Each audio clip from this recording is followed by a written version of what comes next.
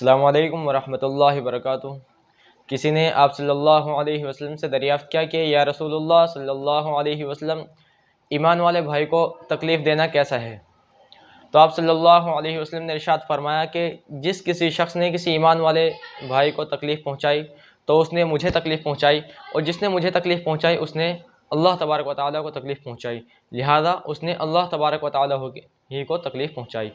तो दोस्तों, किसी भी अपने ईमान वाले मुसलमान भाई को तकलीफ़ ना पहुँचाएँ। जो भी मुसलमान भाई परेशान हाल हैं, परेशानी में हैं, तो उनकी मदद करने की कोशिश क्या करें कि जितना हमसे हो सके उसकी इमदाद कर दें।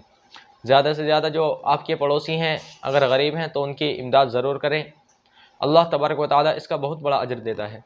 तो दोस्तों, इस वीडियो को ज़्यादा से ज़्यादा शेयर करें। वीडियो अच्छी लगी हो तो लाइक शेयर कमेंट ज़रूर करें। ऐसी ही वीडियो देखने के लिए चैनल को सब्सक्राइब ज़रूर करें। मिलते हैं आपसे अगली वीडियो में। अस्सलामु अलैकुम वरहमतुल्लाहि।